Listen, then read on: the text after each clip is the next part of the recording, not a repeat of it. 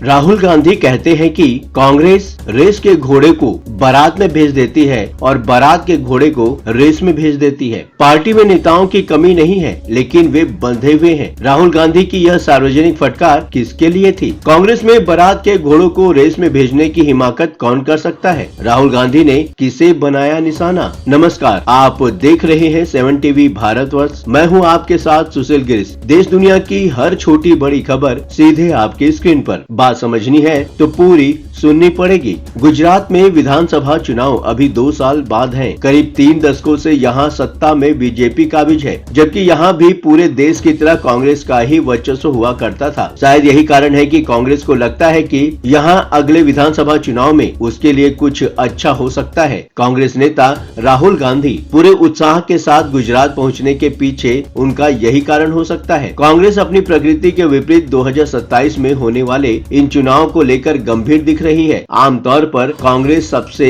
Late चुनावी campaign, प्रत्याशियों की घोषणा इत्यादि के लिए जानी जाती है, पर गुजरात में राहुल और कांग्रेस कुछ ज्यादा ही एक्टिव नजर आ रहे हैं। राहुल कांग्रेस कार्यकर्ताओं का उत्साह बढ़ाने गुजरात पहुंचे ताकि उनको आगामी विधानसभा चुनाव के लिए तैयार कर सके, पर उन्होंने कुछ ऐसी बातें की जिसके चलते कांग्रेस कार्यकर्ता मोटिवेट होने की बजाय डिमोटिवेट ज्यादा हुए होंगे। राहुल गांधी और उनके बयान से पार्टी में अंतर्कलह बढ़ने की आशंका ज्यादा दिखाई दे रही है। राहुल गांधी कहते हैं कि मैं कांग्रेस पार्टी का मेंबर हूं और स्टेज से मैं ये कहना चाहता हूं कि गुजरात को कांग्रेस पार्टी रास्ता नहीं दिखा पा रही है। उन्होंने आगे कहा, गुजरात कांग्रेस में 2 तरह के लोग हैं। एक वो जो जनता के साथ खड़े हैं, जिसके दिल में कांग्रेस की विचारधारा है। राहुल ने कहा, दूसरा वो जो जनता से दूर है, कटे हुए हैं और उसमें से आधे बीजेपी से मिले हुए हैं। जब तक हमने इन दोनों को अलग नहीं किया, तब तक गुजरात की जनता हम पर विश्वास नहीं कर सकती। राहुल कहते हैं कि अगर हमें सख्त कार्रवाई करनी पड़ी,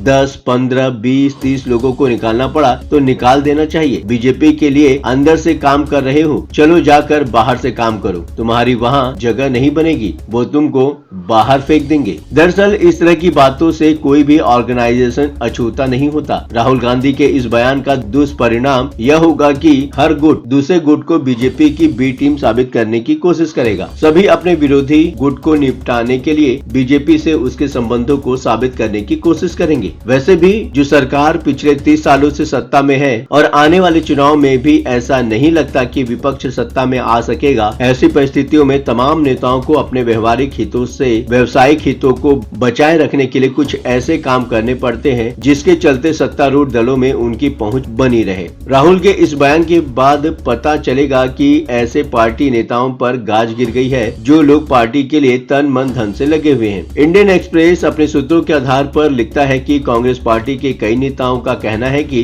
राहुल का बयान कांग्रेस के लिए उल्टा भी पड़ सकता है। जो लोग अभी तक पार्टी नहीं छोड़ पाए हैं वे जानते हैं कि बीजेपी में उनके लिए कुछ नहीं, लेकिन व्यापार, रियल एस्टेट और बीजेपी के सत्ता में होने के कारण उनके निजी हित है। इस बयान के बाद पार्टी में अंदरूनी कलह को रोकना बेहद मुश्किल होगा। राहुल गांधी अगले विधानसभा चुनाव में जीत का दावा कर रहे हैं। वो अपने कार्यकर्ताओं को 2027 के विधानसभा चुनाव के लिए तैयार होने के लिए इंस्पायर करने गए हुए हैं, पर कांग्रेस पार्टी को गुजरात में फिर से खड़ा करने के लिए कहते हैं कि उनका प्रोजेक्ट 50 साल का है। कोई भी पार्टी लीडर अपने कार्यकर्ताओं से ऐसा कैसे कह सकता है? 50 साल का समय बहुत होता है। आजकल की पीढ़ी के लिए तो 5 साल भी बहुत ज्यादा है। वैसे भी एक क्रांतिकारी शायर ने लिखा है कि जिंदा कौमें 5 साल का इंतजार नहीं करती, और यहाँ तो राहुल गांधी 50 साल की बात कर रहे हैं। राहुल कार्यकर्ताओं को संबोधित करते हुए गुजरात में कहते हैं कि यहाँ अभी चुनाव के बारे में बात नहीं करनी चाहिए। हमारा ये प्रोजेक्ट 50 साल का है। हमें अपनी पार्टी की विचारधारा को जनता से जोड़ना होगा। गांधी जी ने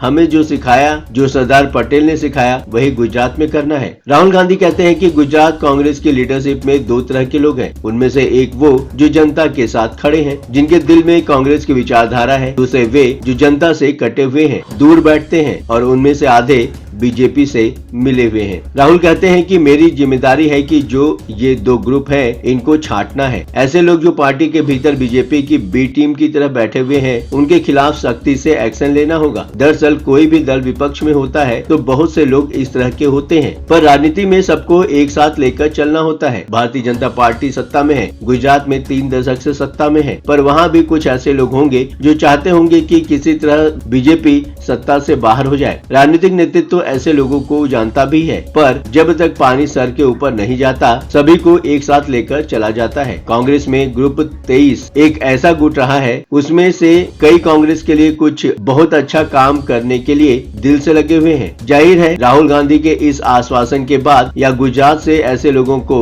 या तो पार्टी छोड़ना होगा या उन पर बीजेपी से मिले होने का आरोप लगाकर उन्हें खलनायक बना दिया जाएगा। राहुल कहते हैं कि गुजरात फंसा हुआ है, यह आगे बढ़ना चाहता है। गुजरात की कांग्रेस पार्टी उसको रास्ता नहीं दिखा पा रही है। मैं ये बातें डरकर नहीं बोल रहा हूँ और न शर्माकर बोल रहा हूँ, मगर मैं आपके सामने ये बातें रखना चाहता हूँ कि राहुल गांधी हो चाहे जनरल सेक्रेटरी हो, हम गुजरात को रास्ता नहीं दिखा पा रहे हैं। हालांकि राहुल गांधी ने 2022 के गुजरात विधानसभा चुनाव में सिर्फ एक सभा की थी। जब वे खुद ही सक्रिय नहीं रहे तो बाकी कांग्रेस से क्या उम्मीद करते हैं। राहुल गांधी स्वीकार करने का साहस दिखाते हैं कि अगर हम गुजरात की जनता की रिस्पेक्ट करते हैं तो साफ कहना पड़ेगा कि आज तक जनता की जो उम्मीदें हमसे थी, मुझसे थी, वे हम पूरी नहीं कर पाए। अगर ये नहीं बोलेंगे तो हमारा गुजरात की जनता से रिश्ता नहीं बनेगा। दरअसल 2022 में गुजरात में कई लोग बदलाव की बात कर रहे थे और ऐसे लोगों की संख्या करीब 47.5% थी, क्योंकि बीजेपी को मिले कुल वोट प्रतिशत 52% के करीब था। साफ है कि करीब 48% ने बीजेपी को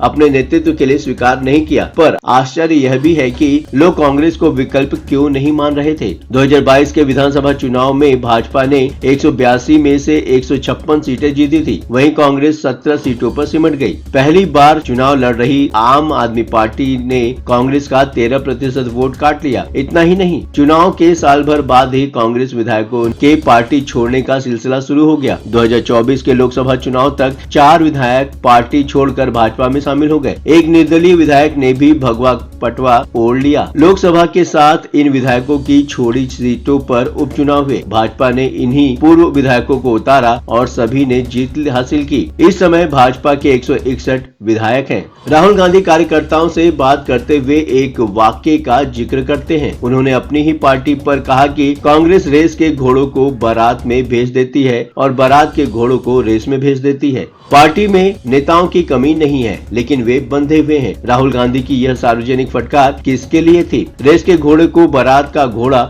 और बारात के घोड़े को रेस में लगाने का जिम्मेदार कौन है? क्या इसके लिए कार्यकर्ता जिम्मेदार हैं? क्या इसके लिए कांग्रेस के अध्यक्ष मल्लिकार्जुन खड़गे जिम्मेदार हैं? क्या इसके लिए पूर्व अध्यक्ष सोनिया गांधी जिम्मेदार हैं? इस सवाल का जवाब खुद राहुल के पास है, क्योंकि राहुल गांधी ही अब तक यह देखते रहे हैं। राजस्थान में सचिन पायलट को नेतृत्व नहीं देने में किसकी भूमिका थी? पंजाब में कैप्टन अमरिंदर और नवजोत सिंह सिद्धू को कौन लड़ाता रहा? असम में हिमंत बिस्वा शर्मा और मध्य प्रदेश में ज्योतिरादित्य सिंधिया को रोकने के लिए राहुल गांधी ने क्या किया? फिलहाल इस वीडियो में इतना ही। कमेंट बॉक्स आपका है, बेझिझक अपने विचार कमेंट बॉक्स में शेयर करें। हाँ, चलते चलते आपको यह बात भी बताना जरूरी है कि 7 टीवी भारत अपने दर्शकों की राय और सूचनाओं के लिए हमेशा खुला है। अगर आपके पास कोई महत्वपूर्ण खबरें, अहम घटना की सूचना, सामाजिक मुद्दा या फिर कोई ब्रेकिंग अपडेट हो तो वीडियो में दिए गए नंबर पर व्हाट्सएप द्वारा आप हमसे संपर्क कर सकते हैं। आपके विचार, आपके सुझाव हमारे लिए मायने रखते हैं। अब आपकी बात नहीं रहेगी अनसुनी। ये प्लेटफॉर्म है आपका, आपकी आवाज को बुलंद करने का। वीडियो पसंद आया हो तो वीडियो को लाइक करें, साथ ही चैनल को सब्सक्राइब करके